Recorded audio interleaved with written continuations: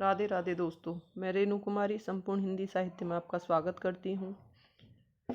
आज हम पढ़ेंगे उच्चारण की दृष्टि से व्यंजनों को कितने भागों में बांटा है और उनकी कितनी संख्याएं हैं। अगर आपने इससे पहले का वीडियो नहीं देखा है तो उसे ज़रूर देखें। उसमें हमने व्यंजनों की संख्या 52 ही क्यों है, स्वर कितने हैं, अयोगवाहों की संख्या कितनी है, क्योंकि संख्याओं से बहुत प्रश्न पूछे जाते हैं। जैसे संयुक्त व्यंजन कितने हैं, ऊष्म व्यंजन कितने हैं, किसका क्या स्थान क्या है उसे बोलने का, मूर्धन्य है, तालु है, कंठ है, कहाँ से बोला जाता है। तो आपने अगर पहले की वीडियो नहीं देखी है तो उसे ज़रूर देखें। तो आइए हम आज की वीडियो शुरू करते हैं। तो सबसे पहले व्यंजनों को जो बांटा गया है वो बांटा गया है 8 भागों में। पहला है स्पर्शी। जिन व्यंजनों के उच्चारण में फेफड़ों से छोड़ी जाने वाली हवा वाग यंत्र के किसी अवयव का स्पर्श करती है और फिर बाहर निकलती है, उसे स्पर्शी व्यंजन कहते हैं। जैसे क वर्ग के हो गए ये 4 वर्ण, क, ख, ग, घ। फिर ट वर्ग के ट, ठ, ड, ढ, क्योंकि ये किसी न किसी चीज को स्पर्श कर रहे हैं ना जब हम बोल रहे हैं इसे, इसलिए त, थ, द, ध। ऐसी प वर्ग में प, प, ब, भ। तो ये हमारे कंठ को स्पर्श कर रहा है। ये तालु को कर रहा है। त वर्ग जो है दंत को कर रहा है और प वर्ग ओष्ठ को कर रहा है। तो इस तरह से ये हमारे जो 16 वर्ण हैं वो स्पर्शी व्यंजन कहलाते हैं। फिर आते हैं संघर्षी व्यंजन। जिन व्यंजनों के उच्चारण में दो उच्चारण अवयव इतनी निकटता पर आ जाते हैं कि बीच का मार्ग छोटा हो जाता है, तब वायु उनसे संघर्ष करती हुई निकलती है। जैसे श, श, स, ह। ये जो चारों वर्ण हैं ये संघर्षी हैं, क्योंकि इनको बोलने में जो है हमें थोड़ा सा संघर्ष करना पड़ता है, क्योंकि इनके जो उच्चारण स्थान है ना, उच्चारण अवयव मतलब इतनी जल्दी है कि वो बोलने में मतलब थोड़ा सा एक तरह से हमें बोलने के लिए उनके लिए संघर्ष करना पड़ता है, इसीलिए इनको संघर्षी व्यंजन कहा गया है। फिर है स्पर्श संघर्षी। जिन व्यंजनों के उच्चारण में स्पर्श का समय अपेक्षाकृत अधिक होता है, मतलब जो ऊपर वाले जो वर्ण थे इनसे ज़्यादा समय जिनमें लगता है, और उच्चारण के बाद वाला भाग संघर्षी हो जाता है, मतलब बोलने में तो ज़्यादा समय लग रहा है, जैसे क तो जल्दी बोल गया, ऐसे जब ये च वर्ग वाली जो लाइन है च, छ, ज, झ, तो इसे बोलने में एक तो अधिक समय लग रहा है, और ये वैसे तो स्पर्शी व्यंजन है पर इनमें बोलने के लिए हमें संघर्ष भी करना पड़ रहा है, इसीलिए इन्हें स्पर्श संघर्षी व्यंजन कहा जाता है। तो इनकी संख्या अगर पूछी जाए तो वो कितनी है, 4। फिर नासिक के व्यंजन है जिनके उच्चारण में हवा का प्रमुख अंश नाक से निकलता है। जैसे यंग, य, ण, न, म। ये 5 वर्ड ऐसे हैं जिनको बोलने में हमें जो हवा है वो नाक से निकलती है। फिर आता है पार्श्विक व्यंजन जिनके उच्चारण में जिह्वा का अगला भाग मसूड़े को छूता है और वायु पार्श्व मतलब कि आसपास से निकल जाती है। जैसे ल, ल को क्या बोला जाता है, पार्श्विक व्यंजन, क्योंकि उसे बोलने में हमारे जो मसूड़े हैं ना, जीभ उसे छूती है। ल बोल के देखो आप। फिर प्रकंपित या फिर कहें लुंठित व्यंजन। जिन व्यंजनों के उच्चारण में जिह्वा को 2-3 बार कंपन करना पड़ता है वे प्रकंपित कहलाते हैं। जैसे र, जब हम र बोलते हैं तो हमारी जीभ कैसे करती है, जैसे प्रकंपित करती है, र र र ऐसे। 7वां प्रकार है उत्क्षिप्त या फिर कहें द्विगुण या द्विस्पर्शी या फिर ताड़नजात। ये एक ही के नाम है। तो जिनके उच्चारण में जिह्वा की नोक झटके से नीचे गिरती है तो वह उत्क्षिप्त ध्वनि कहलाती है। उत्क्षिप्त मतलब झटके से, जैसे कि ड और ढ। इनका उच्चारण स्थान क्या है, मूर्धा से बोले जाते हैं ये, पर कैसे, झटके से। तो इन्हीं को उत्क्षिप्त व्यंजन बोला जाता है। उत्क्षिप्त मतलब उठकर गिरना, बोलने में हमारी जीभ कैसे एक बार तो यूं ऊपर जाती है फिर गिरती है, ड, ढ। इन वर्णों को आप बोल के देखें और जिस उच्चारण स्थान को आप पढ़ रहे हैं उसके अकॉर्डिंग मतलब आप वर्णों को बोलेंगे तो आपको ज़्यादा समझ में आएगा। तो आप ये प्रयास खुद ही करके देखें। फिर संघर्षहीन व्यंजन कौन से हैं? जिन ध्वनियों के उच्चारण में हवा बिना किसी संघर्ष के बाहर निकल जाती है वे संघर्षहीन ध्वनियाँ कहलाती हैं, जैसे य और व। तो संघर्षहीन है ये, इन्हें बोलने में कोई भी हमें जोर नहीं लगाना पड़ रहा है। तो ये य और व कैसी हैं? संघर्षहीन व्यंजन। फिर बात करें ध्वनि या फिर स्वर तंत्रियों की स्थिति पर आधारित, मतलब ध्वनि के अकॉर्डिंग या फिर स्वर तंत्रियों के हिसाब से वर्ण को कितने उसमें बांटा गया है। तो कैसे? एक होते हैं घोष वर्ण और एक होते हैं अघोष वर्ण। घोष को ही सघोष भी बोल देते हैं। घोष का अर्थ होता है नाद या गूंज। जिन वर्णों का उच्चारण करते समय गूंज होती है उसे घोष कहते हैं। सभी वर्गों के अंतिम तीन, जैसे कि जैसे क और ख को छोड़ दिया जाए तो उसके बाद वाले ग घ ङ, ऐसे ही च छ को छोड़ दिया जाए फिर ज झ ञ, ड ढ ण, द ध न, मतलब तीसरा चौथा और पांचवा वर्ण जो है वो घोष वर्ण कहलाते हैं। ऐसे ही फिर ब भ म य र ल व, ये भी घोष वर्ण के अंतर्गत आते हैं। इस तरह से घोष वर्ण कितने होते हैं? 30। फिर अघोष वर्ण, इन वर्णों के उच्चारण में प्राणवायु में कंपन नहीं होता, जैसे क ख च छ ट ठ त थ प फ श श स, ये पहला और दूसरा वर्ण। अब जैसे क और ख को हम बोल रहे हैं तो इसमें कोई भी हमारे जब हम बोलते समय कोई भी कंपन नहीं हो रहा क ख, जबकि श छ इसको भी बोलने में नहीं हो रहा है। जबकि इसके बाद वाले बोलो क ख के बाद ग, तो इसमें क्या है, थोड़ा सा ज़्यादा समय लग रहा है और हल्की सी जो गूंज है ना वो हो रही है। तो इसलिए जो तीन वर्ण हैं बाद वाले वो तो घोष हैं और आगे के जो दो वर्ण हैं वो अघोष हैं। फिर बात करें प्राण या फिर श्वास वायु के आधार पर, तो ये अल्प प्राण और महाप्राण में बटे हुए हैं। तो जिन वर्णों के उच्चारण में श्वास वायु कम मात्रा में मुख विवर से बाहर निकलती है वो अल्प प्राण कहलाते हैं। सभी वर्गों के पहला, तीसरा और पांचवा वर्ण और य र ल व, ये सभी कैसे हैं? अल्प प्राण हैं, क्योंकि इन्हें बोलने में श्वास वायु कम मात्रा में मुख खोलना पड़ रहा है हमें। जैसे बोल के देखिए आप, क ख को बोलेंगे तो उसमें थोड़ा सा ज़्यादा वो लग रहा है, फिर ग, फिर घ को छोड़ दिया जाए तो अंग, ऐसे ऐसे य र ल व, ये भी कैसे कम मात्रा में मुंह खोलना पड़ता है इनके लिए। महाप्राण में क्या होता है? जिन वर्णों के उच्चारण में श्वास वायु अधिक मात्रा में मुख विवर से बाहर निकलती है, जैसे प्रत्येक वर्ग का दूसरा और चौथा वर्ण और श श स, ये तीनों स इसी के अंतर्गत आ जाएंगे। फिर अनुनासिक व्यंजन कौन से हैं? तो आ ई ऊ, जहाँ पे भी ये चंद्र बिंदु आती है उसी को क्या कहते हैं? अनुनासिक। ड और ढ ये कैसे? उच्छिष्ट व्यंजन है, जबकि बिना बिंदी वाले ये ड और ढ ये वर्गीय व्यंजन है। तो इनमें अगर अंतर करना हो ना तो इसके नीचे तो ये बिंदी नहीं लगेगी, जबकि इनके नीचे बिंदी लगी रहती है। तो ये कौन से हैं? वर्गीय व्यंजन है, और जिनके नीचे लगी रहती है उच्छिष्ट व्यंजन है। यदि शब्द का प्रारंभ वर्गीय व्यंजन से होता है तो वहाँ द्विगुण का प्रयोग नहीं होता। अब ये ड और ढ से जुड़े हुए कुछ महत्वपूर्ण फैक्ट हैं जो आपको ध्यान से देखने चाहिए।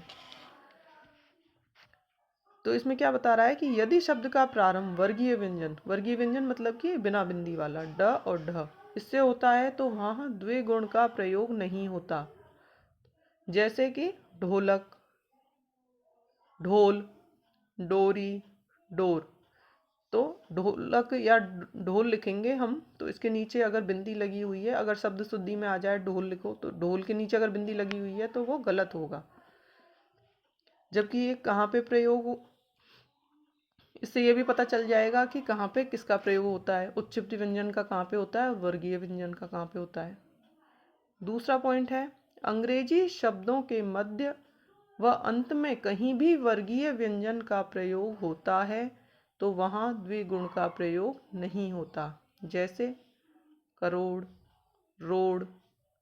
तो इसमें ये वाले तो सही हैं, बिना बिंदी वाले, मतलब वर्गीय व्यंजन आएंगे इनमें।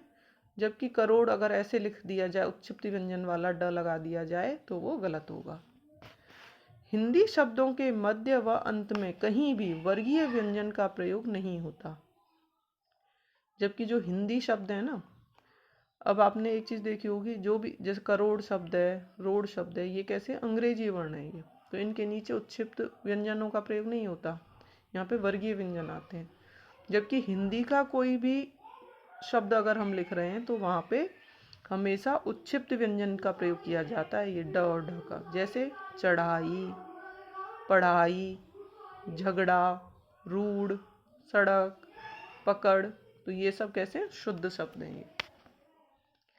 यदि वर्गीय व्यंजन ड और ढ से पूर्व उपसर्ग का प्रयोग होता है तो वहाँ भी द्विगुण का प्रयोग नहीं होता। जैसे बेढंग, अब बे इसमें क्या आ गया, उपसर्ग आ गया।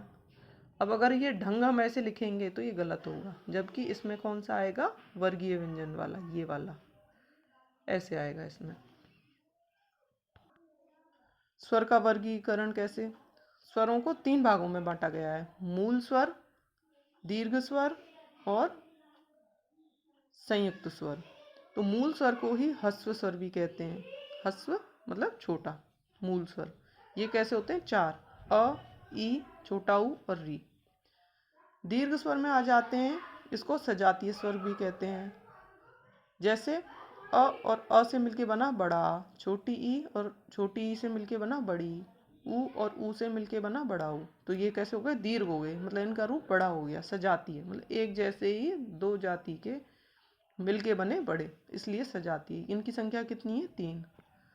फिर बात करें संयुक्त स्वर की या फिर विजातीय स्वर की, या फिर इनको संधि स्वर भी कह सकते हैं या फिर गुण स्वर भी कह सकते हैं, क्योंकि उनका गुण बदल जाता है, इनकी संधि होती है, 2 अलग अलग वर्णों की यहाँ पे संधि हो जाती है, इसलिए। विजातीय मतलब 2 अलग अलग जुड़ के एक अलग ही शब्द बना देते हैं। जैसे अ और ई मिलके बनता है ए, अ और ए मिलके बनता है बड़ा ए, अ और ऊ मिलके बनता है छोटा ऊ, अ और छोटा ऊ मिलके बनता है बड़ा ऊ। तो इनकी संख्या कितनी है, 4। स्वरों के भेद तथा प्रभेद, उत्पत्ति के आधार पर ये 2 होते हैं, मूल स्वर और संधि स्वर। उत्पत्ति के आधार पर पूछा जाए तो ये 2 ही भाग में बटेंगे, मूल स्वर में और संधि स्वर में। जैसे अ, ई, ऊ और री, ये तो हो गए मूल स्वर। संधि स्वर में बड़ा आ, बड़ी, बड़ा ऊ, छोटी ए, बड़ी ए, छोटा ओ और बड़ा औ। तो ये संधि स्वर में आएंगे। अगर होठों की आकृति के आधार पर देखा जाए तो ये भी 2 प्रकार के होते हैं, वृत्ताकार स्वर और अवृत्ताकार स्वर। वृत्ताकार का मतलब क्या होता है, गोल, जिनको बोलने में हमारा मुंह, हमारे होठों की जो आकृति है वो गोल जैसी हो जाए। जैसे बोल के देखो, ऊ, ऊ, ओ, औ। तो इनको बोलने में हमारा मुंह कैसा हो गया, गोल, तो इनको वृत्ताकार स्वर कहा गया है। अवृत्ताकार में अ, आ, ई, री, ए, ऐ। तो ये जो 7 स्वर हैं ये आ जाते हैं अवृत्ताकार में। फिर बात करें जिह्वा के उच्चारण स्थान के आधार पर, तो इनको 3 भागों में बांटा है, अग्रस्वर, मध्य स्वर और पश्च स्वर।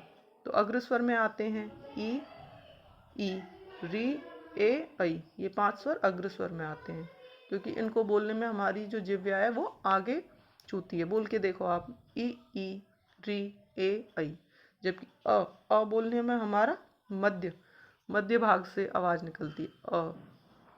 पश्च स्वर में पीछे से कंठ की ओर से आती है, जैसे आ, ऊ, ओ, औ। ये 5 पश्च स्वर में आते हैं। मुखाकृति के आधार पर 4 भागों में बांटा है। जैसे विवृत, विवृत मतलब कि खुला हुआ, अर्धविवृत मतलब आधा खुला हुआ, संवृत, संवृत मतलब बंद, और अर्ध संवृत मतलब आधा बंद। तो विवृत में तो आ आता है, आ बोल के देखो तो इसमें हमारा मुंह पूरा खुल जाता है, आ। फिर ए, छोटा ए, ओ, अ, इनमें आधा खुल रहा है। फिर बंद में मुंह बंद करके बोल जाते हैं ये वाले शब्द, ई, उ, री। फिर अर्धसंवृत में इसको थोड़ा सा मुंह खुल जाएगा, ए, ओ। तो ये मुखाकृति के आधार पर 4 हो गए। उच्चारण में लगने वाले समय के आधार पर कैसे, तो ये 2 भागों में बांटे गए हैं, ह्रस्व स्वर और दीर्घ स्वर। ह्रस्व स्वर को बोलने में कम समय लगता है, तो इनमें मूल स्वर आ जाते हैं, जैसे अ, ई, उ और री।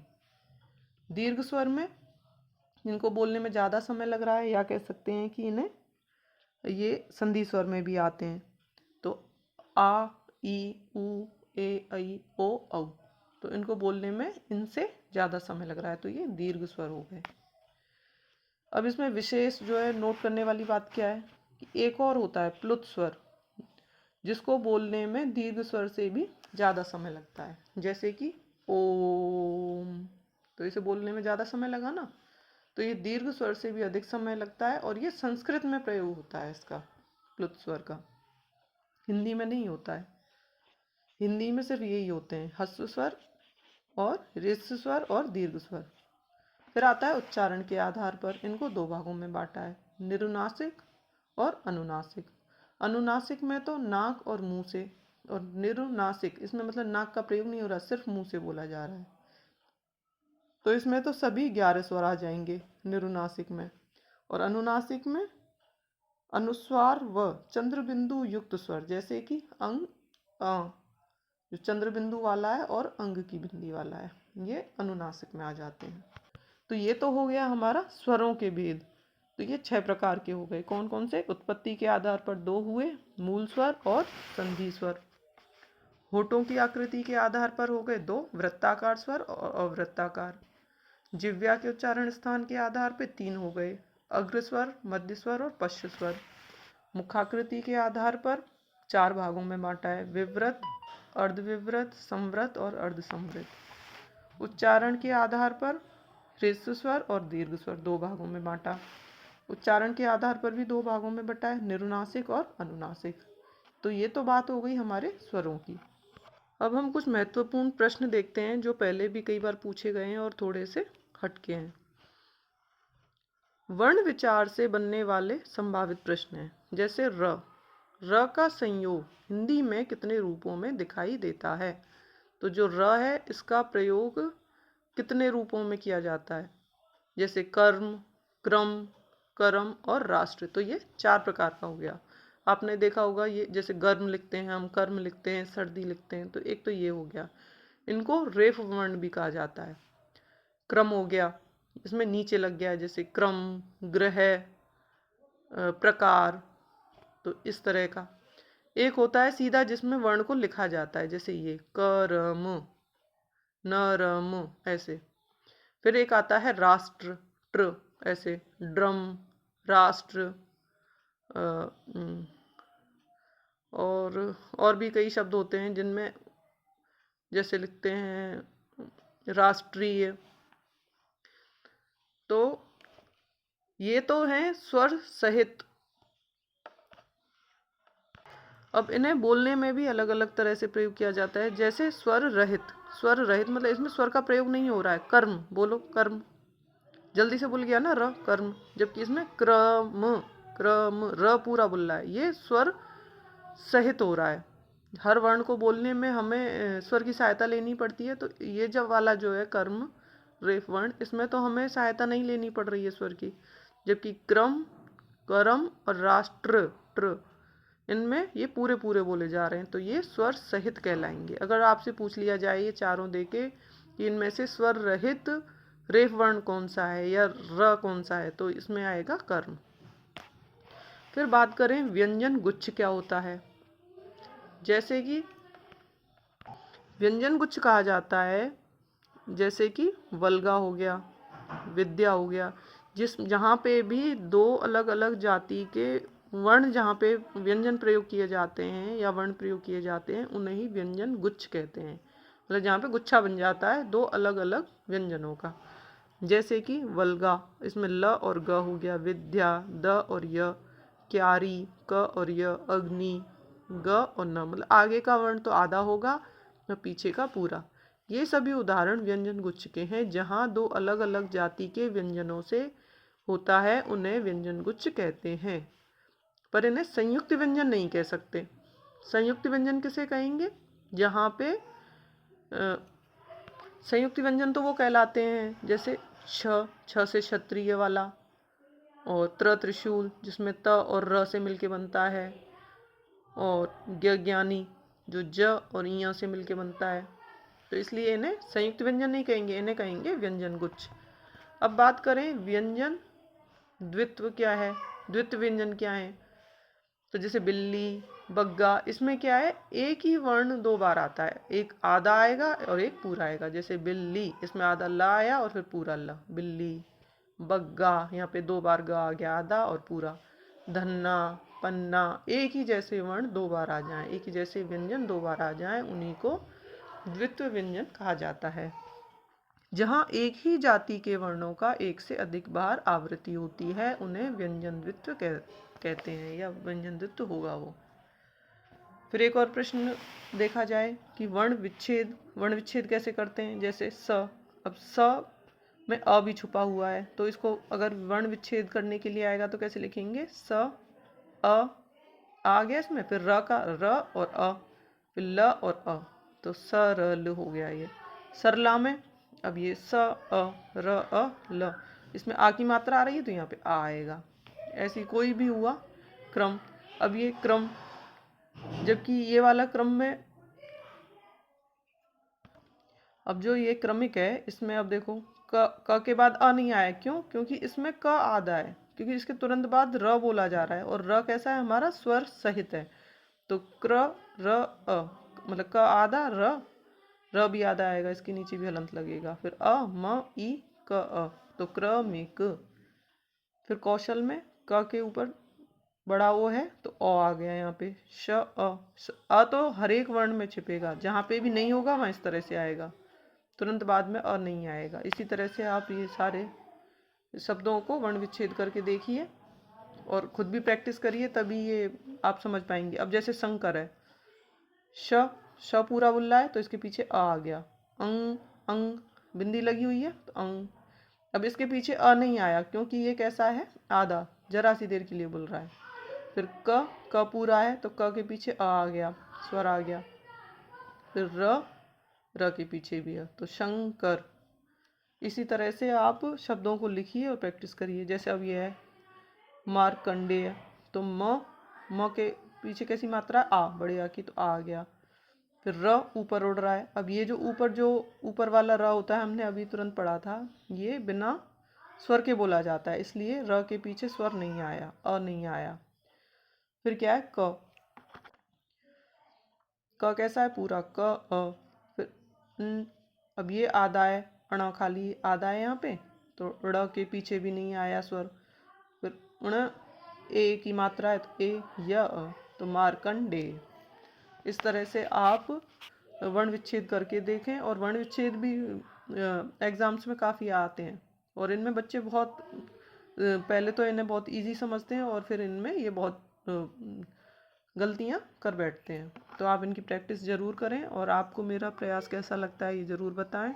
अगले वीडियो में आपसे फिर मुलाकात होगी। धन्यवाद दोस्तों, राधे राधे।